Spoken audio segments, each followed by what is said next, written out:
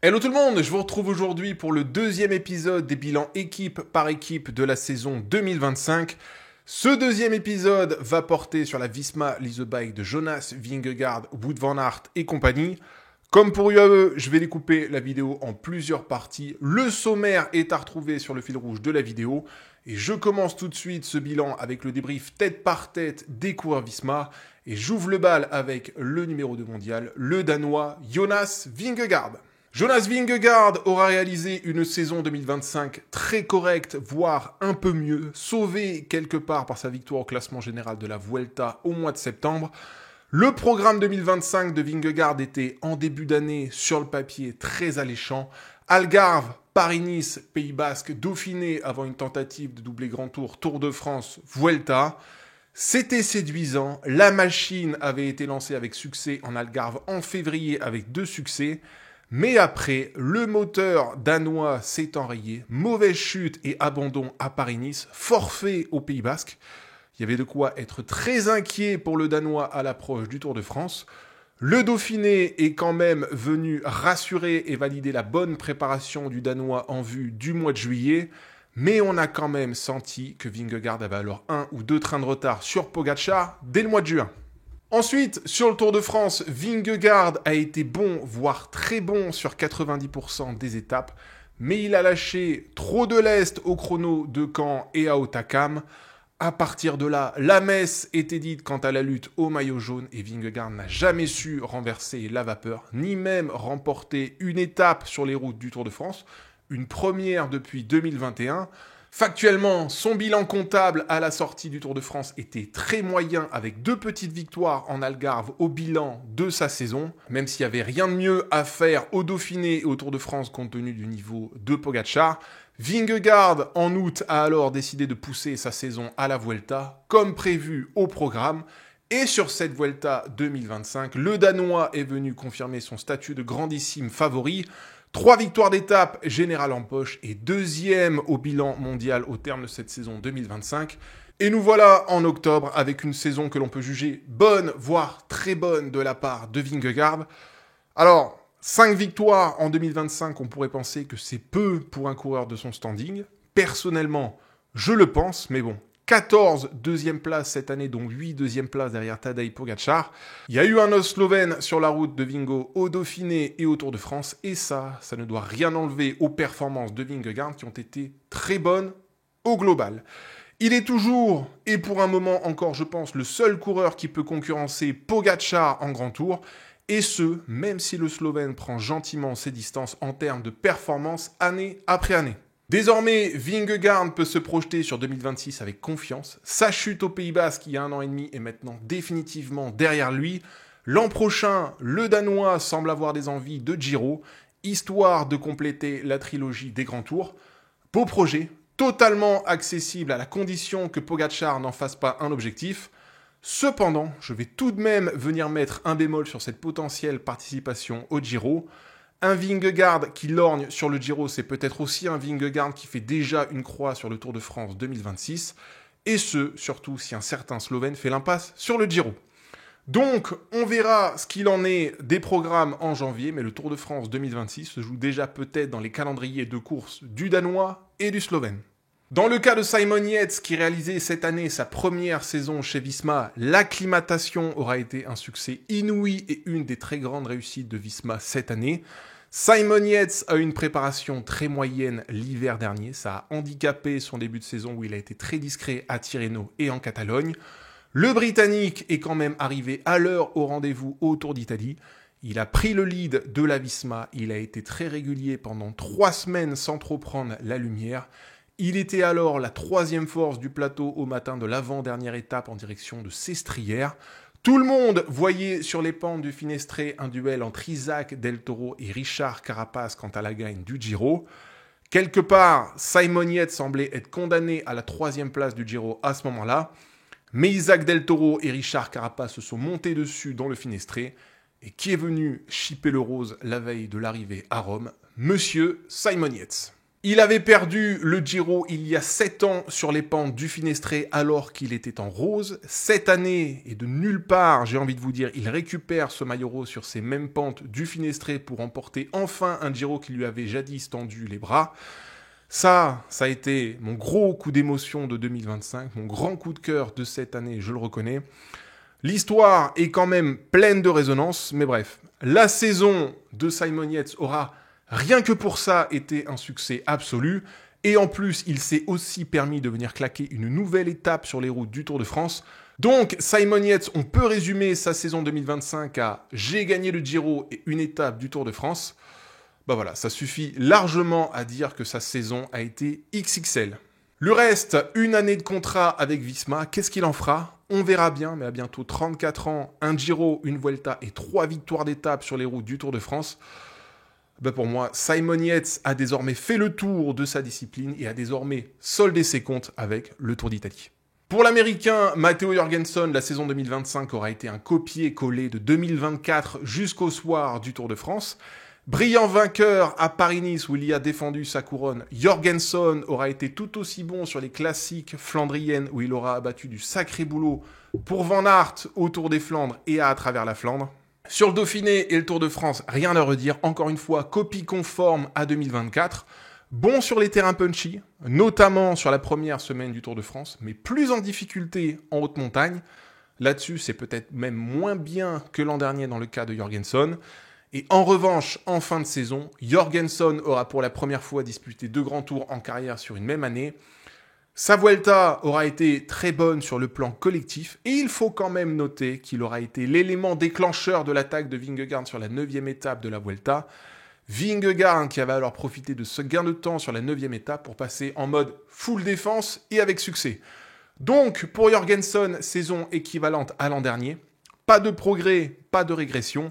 En espérant que le volume de course acquis cette année avec ces 2 grands tours lui permette de franchir un palier pour l'an prochain afin de voir un peu plus haut dans la hiérarchie des pelotons.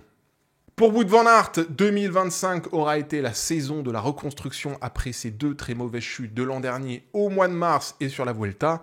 Cette année, le Belge aura connu une année vierge de toute blessure et c'est là le point très positif de sa saison. Compétitivement parlant, sur les classiques, il aura été très bon, mais pas suffisamment fort pour claquer une victoire. 2e au Dvars d'Or Vlaanderen, 4e au Ronde 2, 4e à Roubaix, 2e à la Brabançonne et 4e à l'Amstel. Ça reste quand même un bilan ultra régulier.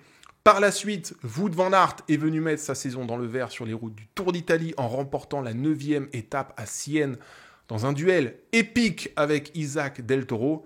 Ça, pour moi, ça a été une des très belles images de 2025, un des plus beaux duels de l'année.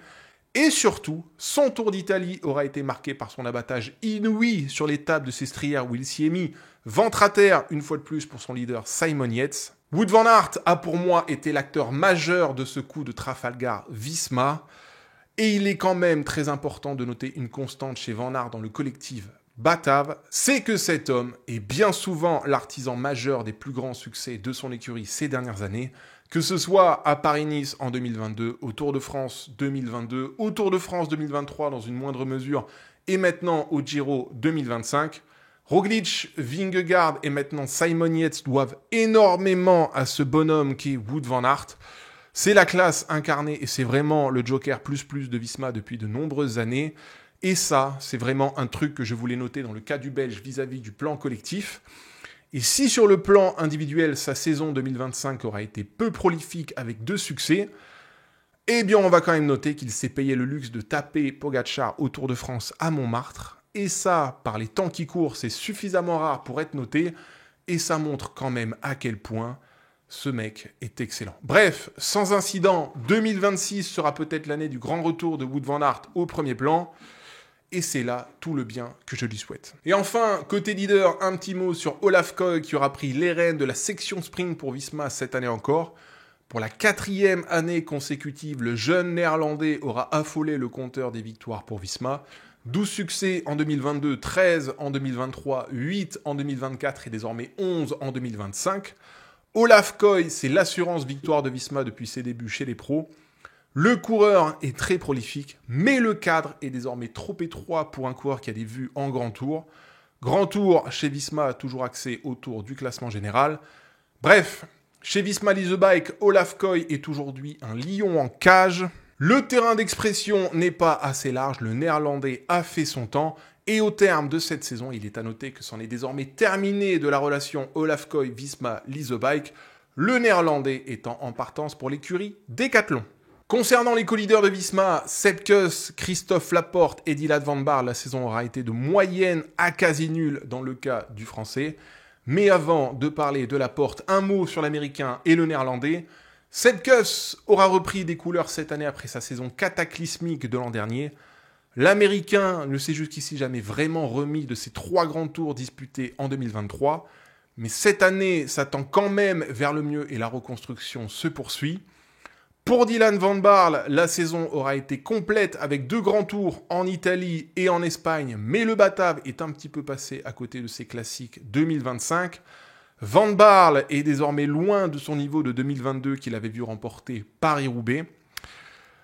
Mais il faut quand même dire et noter dans le cas de Van Baarle que sa saison 2024 aura été désastreuse, marquée par 2 très mauvaises chutes au Dauphiné et à la Vuelta qui ont clairement tapé dans son capital santé. Donc la reconstruction est toujours en cours pour Van Baarle et celle-ci devra se poursuivre l'an prochain chez Soudal puisque le néerlandais y a signé jusqu'en 2027. Et enfin, côté co-leader, un petit mot concernant Christophe Laporte. 2025 aura été une année blanche à cause d'un cytomégalovirus contracté en début d'année. Le Français aura dû attendre le mois d'août pour commencer sa saison.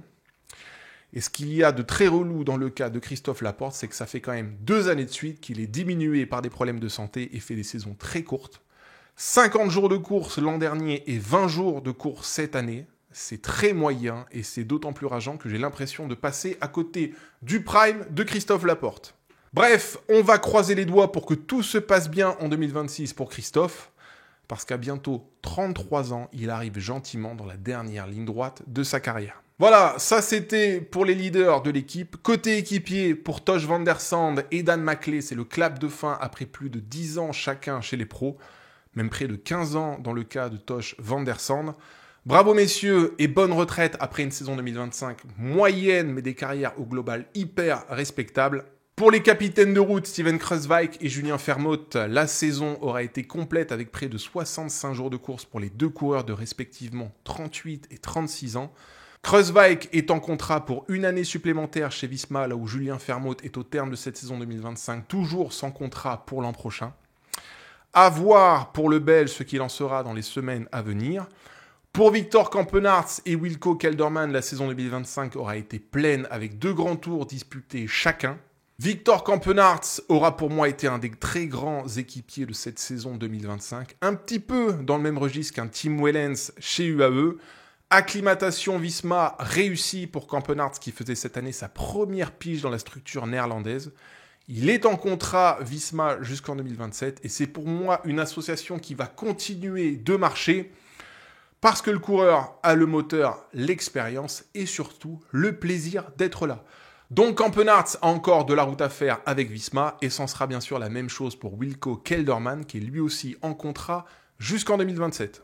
Pour les 2 grimpeurs, Bart Lehman et Ben Tullet, la saison 2025 aura été réussie. À 30 ans, Bart Lehman, après 2 saisons passées chez Visma, aura réussi son intégration en World Tour. Je rappelle que le coureur était encore en Conti il y a 3 ans. Donc saison 2025 réussie et complète pour un coureur qui aura débuté sa carrière sur le tard.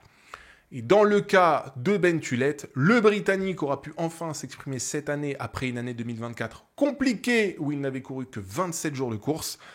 Ben Tullet, c'est un grimpeur d'avenir. Sa saison 2025 aura été bonne de mars à octobre, que ce soit en semi-classique, à la Settimana Coppi-Bartali, au Dauphiné et même à la Vuelta.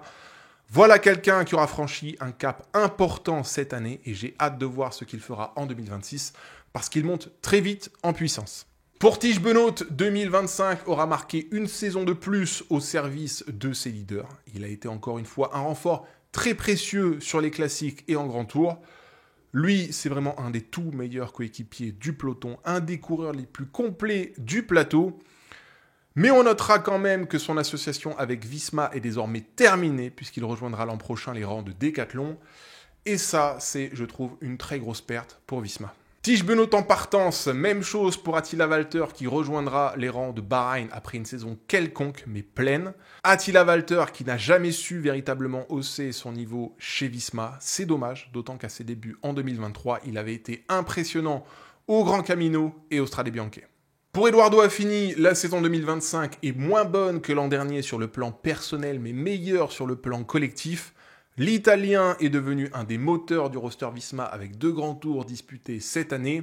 Et puis enfin, un mot sur Thomas Gloag et Axel Zinglet. Le Britannique a remis la marche en avant cette année après de sales blessures en 2024. Il rejoindra les rangs de Q36 l'an prochain et je pense qu'on va gentiment y voir l'éclosion au plus haut niveau de Thomas Gloag. Et pour Axel Zinglet, la saison 2025 aura été quasi nulle sur le plan des jours de course. Présent à Paris-Nice pour épauler Jorgenson, il est monté en puissance au Pays Basque avant de chuter et d'abandonner. Au mois de mai, il est revenu très en forme aux 4 jours de Dunkerque avant de chuter et d'abandonner, fracture d'une vertèbre. Et enfin, il est revenu en août sur le Tour du Danemark où il y avait été très impressionnant avant de chuter sur la 2e étape de la Vuelta et d'en terminer avec sa saison. Donc, belle, excellente saison de merde pour Axel Zinglet. Tellement frustrant compte tenu de son niveau sur ces quelques jours de course 2025. Donc désormais vivement 2026 afin qu'on y voit enfin du grand Axel Zinglet. Voilà, ça c'était pour les équipiers du roster. Un dernier mot sur la jeune garde Visma au terme de cette saison 2025. Lo Van Bell aura une saison pourrie par des problèmes d'artère iliaque. Thymen Grath aura réalisé une saison complète et prometteuse pour l'avenir. Per Strand Hagenes, le très prometteur norvégien, aura vu sa saison se couper brutalement en juin sans que j'en ai la raison précise.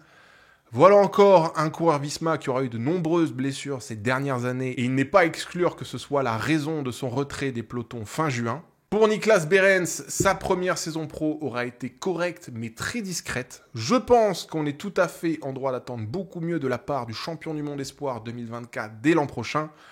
Même chose de Menno Huizing pour qui l'année de découverte aura été un petit peu plus consistante. Et enfin, un dernier mot sur les 3 coureurs les plus prometteurs du roster Visma.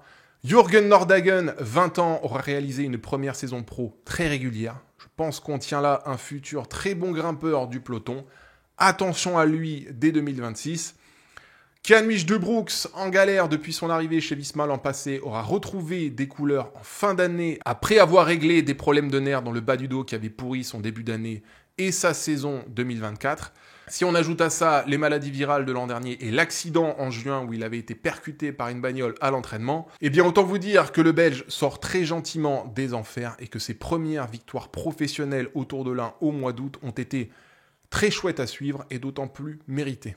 Bref, en cette fin d'année, Kjaan semblait avoir désormais mangé son pain noir et pouvait se tourner vers l'avenir avec confiance chez Visma. Il y a quelques semaines encore, je me disais, voilà quelqu'un qui jouera les premiers rôles l'an prochain au sein de la structure néerlandaise.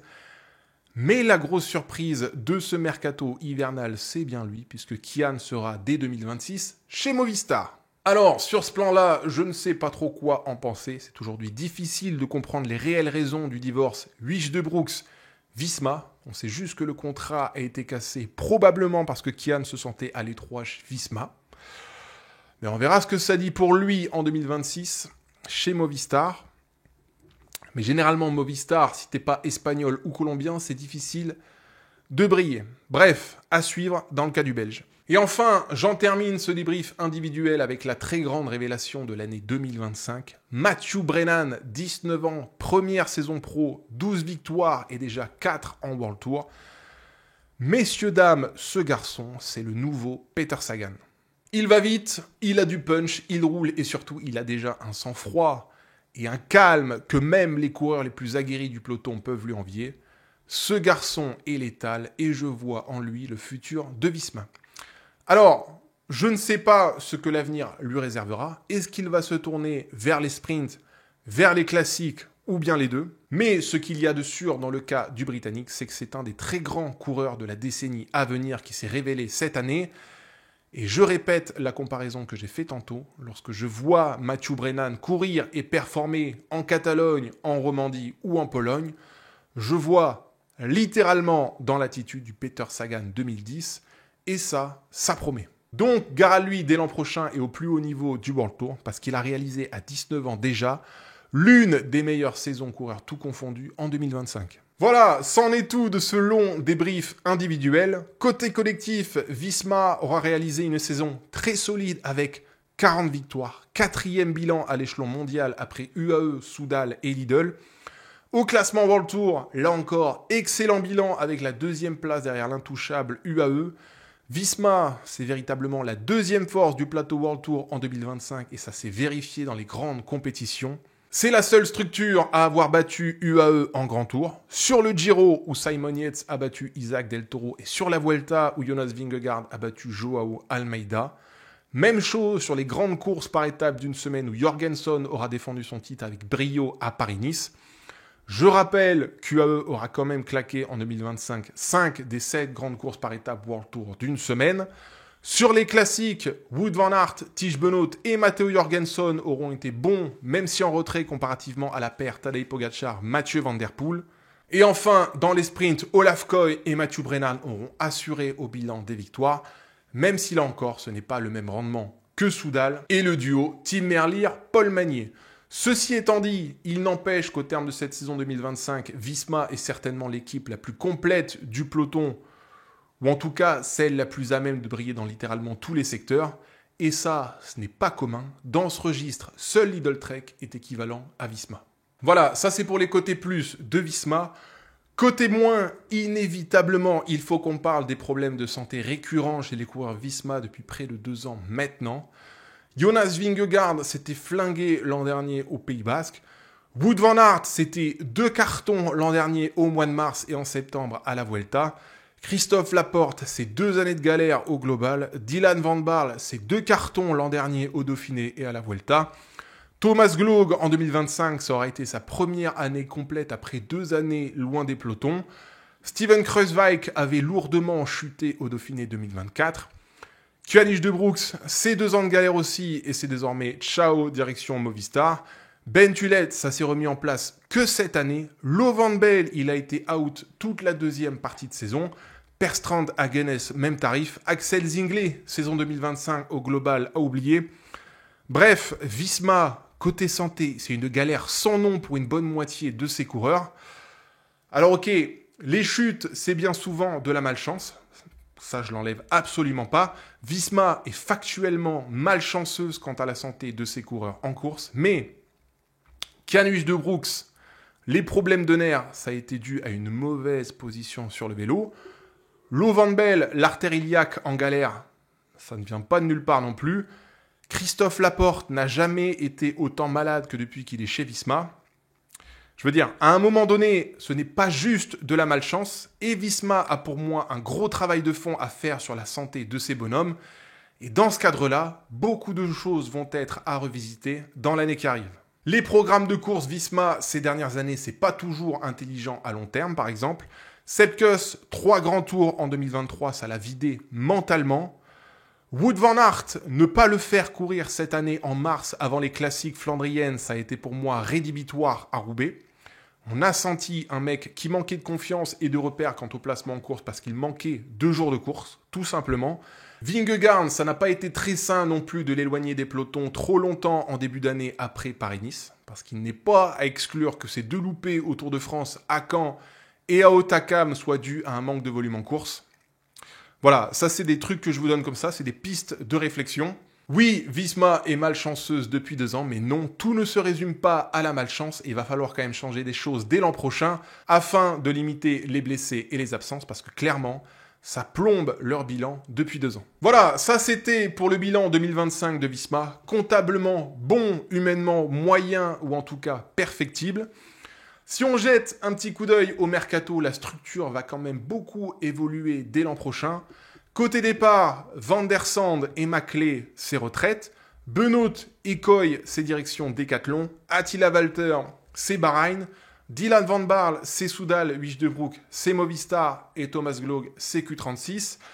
Ça fait déjà pas mal de qualité en moins d'un coup. Mais pour moi, Visma compense très largement ses pertes avec des arrivées qui rajeunissent l'effectif et qui devraient créer de nouvelles dynamiques pour l'an prochain. Pietro Matteo et Team Rex montent de la réserve Visma. Anton Schiffer arrive de Continental à 26 ans et se transfère à tout d'un pari. À suivre, mais Visma a prouvé dans ce registre de détection qu'ils étaient bons, CF Bart Lehman. Timo Kilic sera un renfort de poids en 2026 dans l'abattage en course et le volume de saison. Notez 80 jours de course en 2025 pour Timo Kilic. Owen Dool évoluera un petit peu dans le même registre que Kilic, mais avec une expérience accrue puisqu'il va bientôt entamer sa 10e saison en World Tour. Filippo Fiorelli, c'est pour moi un pari, mais Visma n'a absolument rien à perdre à tenter l'aventure avec le coureur italien de 30 ans qui a passé ses 6 dernières saisons en 2e division chez Bardiani. Et enfin, j'en termine avec les 2 arrivées Visma qui me hype le plus. Bruno Armirail arrive pour moi dans son prime et j'ai hâte de voir les améliorations que lui apporteront Visma l'an prochain. Et dans le cas de Davide Piganzoli, là on est pour moi sur un des très gros transferts de ce mercato. 23 ans, il couve depuis 2 ans chez Polti, il a pris de la caisse et de la régularité cette année, et il y a quand même de très bonnes chances pour qu'il explose l'an prochain. Ça va être très intéressant à suivre, et il pourrait très vite devenir un des maillons forts du roster batave en 2026. Voilà, c'en est tout du bilan 2025 de Visma. L'an prochain, la structure sera attendue au tournant. Il est capital que les blessures et les accidents cessent dans cet effectif. L'effectif, il faut le dire, aura beaucoup changé en l'espace de 3 ans, mais les leaders historiques demeurent. Jonas Vingegaard aura à sa charge les grands tours et Wout van Aert les classiques. Mais qui sait, Davide Piganzoli arrive, Simon Yates, Christophe Laporte et Matteo Jorgensen auront leur mot à dire. Matthew Brennan a de bonnes chances de tout péter l'an prochain. Quid de Jürgen Nordhagen? Voilà, on verra ce qu'il en est. Y aura-t-il de quoi taquiner UAE et Pogacar? Difficile à dire, mais une chose est sûre. S'il y a bien une équipe capable de ce genre d'exploit en 2026, ce sera bien la Visma Lease a Bike. Et ce sera là tout l'enjeu de cette équipe l'an prochain. Allez, je vous laisse ici. Je vous retrouve bientôt pour la suite des bilans. Prenez soin de vous. Bye bye!